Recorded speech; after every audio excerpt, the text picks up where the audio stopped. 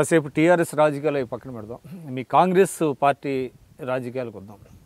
సరే, తెలంగాణ ఇచ్చినప్పటికీ కూడా కారణాలు ఏవైనా కూడా కాంగ్రెస్ పార్టీ ఓటమి పాలైంది. గత 3 సంవత్సరాలుగా తిరిగి తన శక్తి సామర్థ్యాలను కూడదీసుకొని ఏదో మళ్ళీ ప్రజల దగ్గరికి వెళ్ళేటువంటి ప్రయత్నాలు చేస్తున్నటువంటి క్రమంలో పార్టీలో ఇటీవల చాలా అంతర్గత విభేదాలు, అంటే బహునాయకత్వం కానివ్వండి, వివిధ జిల్లాల మధ్య నాయకులు కానివ్వండి, అంటే ఇటువంటి పరిస్థితుల్లో ప్రజలు కాంగ్రెస్ని ఆదరించే అవకాశం ఉందంటారా?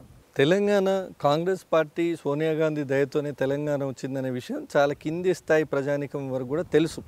ఆ రోజున్న రాజకీయ సమీకరణాల్లో జరిగింది నేను చెప్పిన. భవిష్యత్తులో తెలంగాణ నేను ఇలా చేస్తాను, ఇలా మీకు చూపిస్తానన్నటువంటి నాయకుడు ఈరోజు తెలంగాణ ఆయన ఆ రోజు ఇచ్చినటువంటి హామీలలో కనీసం 10% కూడా హామీలు సరిగా అమలు చేయాలన్న స్థితిలో ఉన్నప్పుడు తెలంగాణ ఇవ్వడానికి తన ఒక తల్లి కడుపును కోచి బిడ్డను ఎట్లయితే సమాజానికి అందిస్తుందో అంత త్యాగం చేసినటువంటి సోనియా గాంధీ గారు ఆ నాయకత్వంలో పనిచేస్తున్నటువంటి కాంగ్రెస్ పార్టీ యొక్క పరిపాలనలోనే ఈ ప్రజలు సుభిక్షంగా ఉంటారన్న నమ్మకం అన్ని వర్గాల ప్రజల్లో కలుగుతుంది.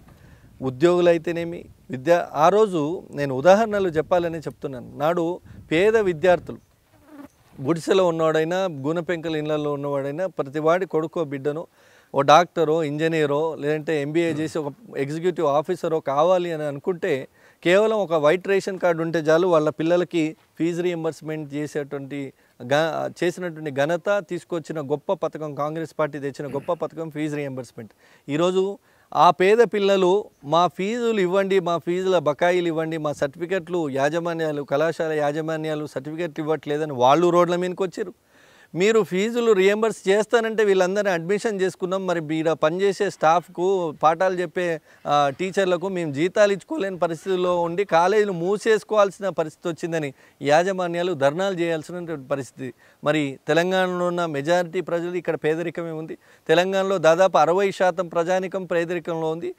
60% ప్రజానికం ఇంట్లో ఉన్నటువంటి పిల్లలకు ఉపయోగపడే ఫీజు రియంబర్స్మెంట్కి స్కీమ్కి ఇచ్చే బకాయిలు మీకు మీ దగ్గర డబ్బులు లేవంటే దేశంలో 2వ అత్యంత ధనిక రాష్ట్రంగా చెప్పబడే ఈ రాష్ట్రంలో మీ పరిస్థితి ఏంది? నేను ఎందుకంటున్నాను, 60% ప్రజలు ఆలోచిస్తారు రేపొద్దున. ఆ రోజు ఫీజు రియంబర్స్మెంట్ ఇచ్చినటువంటి పార్టీగా కాంగ్రెస్ నా ప్రశ్న సూటిగా, మీరు ప్రభుత్వ వైఫల్యాల గురించి ఏకరువు పెట్టారు. చాలా వైఫల్యాలు అనేక రంగాల్లో ఉన్నాయి, తర్వాత కుటుంబ పరిపాలన అన్నారు. అయితే ఇటువంటి ఆపర్చునిటీస్ని కాంగ్రెస్ పార్టీ ఉపయోగించుకోకుండా మీలో మీరే కీచులాటలు, అంటే ఇవాళ మనం చూసాం నల్గొండ జిల్లాలో ఇబ్బందులు ఉన్నాయి, మీకు ఆదిలాబాద్ జిల్లాలో అసలు ఇబ్బంది లేని జిల్లాలంటూ ఏమీ లేవు. బహునాయకత్వంలో ఎవరు రేపు అంటే సీఎం క్యాండిడేట్ అవుతారు అనే దాంట్లోనే ఎక్కువ మీరు తలమునకలై ఉన్న సమయంలో ప్రజలకు ఏ విధంగా ఒక మంచి నాయకత్వాన్ని ఇస్తాము అనేటువంటి ఒక సందేశాన్ని మీరు పంపించగలరు? కాంగ్రెస్ పార్టీకి ఉన్న గొప్పతనమే బహునాయకత్వం. అంటే ఇది ఏకచక్రాధిపత్యంలో నడిచే పార్టీ కానీ, లేదంటే ఒక మనిషి తన ఇష్టానుసారంగా అలా విమ్స్ అండ్ ఫ్యాన్సీస్కి అనుగుణంగా ఇష్టానుసారంగా నడిపే పార్టీ అయితే కాదు. అంతర్గత ప్రజాస్వామ్యం ఎక్కువ ఉన్నటువంటి పార్టీ. ప్రతి ఒక్కరికి, అన్ని వర్గాల ప్రజలకి, ప్రతి ఒక్కరికి, అన్ని వర్గాల నాయకులకి ఎదిగే అవకాశం ఇచ్చేటువంటి ఒక సమోన్నతమైనటువంటి వేదిక కాంగ్రెస్ పార్టీ. దాన్ని కాంగ్రెస్ పార్టీ బలంగానే చూడాలి తప్ప కాంగ్రెస్ పార్టీ బలహీనత ఎట్టి పరిస్థితిలో కాలేదు. మా దగ్గర ఎంతమంది సీఎం అభ్యర్థులు ఉన్నా, ఎంతమంది గొప్ప నాయకులు ఉన్నా అధిష్టానం ఎవరిని నిర్ణయిస్తుందో వాళ్ళు ముఖ్యమంత్రిగా, వాళ్ళు PCC అధ్యక్షులుగా, వాళ్ళే CLP లీడర్గా ఉండేటువంటి పరిస్థితి. ఎంతమందికి ఎన్ని అభిప్రాయాలు ఉన్నా ఉమ్మడిగా అధిష్టానం ఒక నిర్ణయం తీసుకున్న తర్వాత అందరూ ఐక్యంగా వాడి నాయకత్వాన్ని సమర్థించాల్సిందే, సమర్థిస్తారు కూడా. అంత అంటే ఈ గొప్పతనం ఇంకే పార్టీలో దొరకదు. మీరు TDP తీసుకోండి, అంటే అది మీ బలహీనత అంటారా? బలహీనతనే బలం, 100కి 100 ఇది బలం. ప్రతి ఒక్కరికి ఎదిగే అవకాశం ఇచ్చేటువంటి పార్టీ ఇది. ఈ దేశంలో ఉన్న రాజకీయంగా ముందుకు రావాలనుకునే వాళ్ళకు ఎంతోమందికి అవకాశాలు ఇచ్చిన పార్టీగా ప్రతి ఒక్కరు ఆశగా ఎదురు చూసే వేదిక కాంగ్రెస్. ఇది బలం, కాంగ్రెస్ పార్టీకి ఉన్నటువంటి బలం. మిగతా పార్టీల్లో ఈ పరిస్థితి ఉండదు.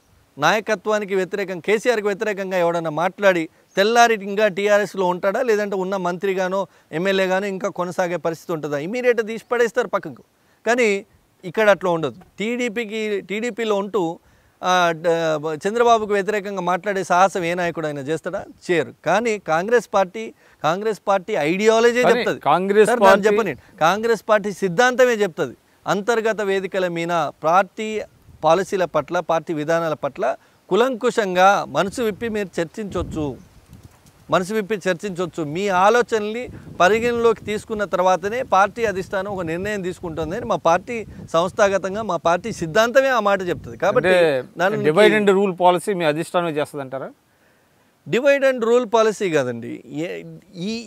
దీన్ని కాంగ్రెస్ పార్టీయో ఒక రాజకీయ పార్టీయో చేయాల్సిన అవసరం లేదు. మన దేశము అనేక కులాలు, మతాలు, వర్గాలు, వర్ణాలు, ఈ జాతులు, ఇన్ని భేదాలు, భాష, ప్రాంతం, కొత్తగా ఇన్ని రకాల భేదాభిప్రాయాల మధ్యన దేశమే ఉన్నది. అంటే ప్రతి రాష్ట్రానికి భాష, వ్యవహారం, సంస్కృతి, సాంప్రదాయం, కులము, మతము, ఇన్ని రకాల విభజనలు ఈ దేశంలో ఉంటే ఎన్ని రకాలుగా ఉన్నా మనమంతరం భారతీయులం, భిన్నత్వంలో ఏకత్వం అని చాటి చెప్పే ఏకైక పార్టీ కాంగ్రెస్ పార్టీ. దీన్ని డివైడ్ అండ్ రూల్ అనొద్దు. సొసైటీ డివైడ్ అయి ఉంటే వాళ్ళని ఒక తాటి మీదకి తీసుకొచ్చే ప్రయత్నం rule with in the party. With in the party కూడా అందరు నాయకులు ఉంటారు కదా. విత్ ఇన్ ద పార్టీలు కూడా అన్ని కులాల వాళ్ళు, అన్ని మతాల వాళ్ళు, అన్ని వర్గాల వాళ్ళు కొంతమందిని. మీరు చూస్తున్నారు ఐ డ్రీమ్ న్యూస్ ని. మీరు చూస్తున్నది ఐ డ్రీమ్ న్యూస్. అంటే కళలని నిజం చేస్తూ ప్రజలకి నిజాలని కళల ద్వారా తీసుకొచ్చే ఐ డ్రీమ్ కి మై బెస్ట్ విషెస్. మీరు చూస్తున్నది I dream news.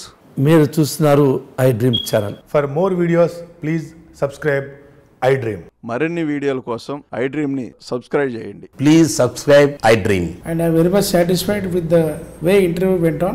Kindly subscribe to I Dream. For more videos, subscribe to I Dream. And loads of fun entertainment and content. Do watch I Dream.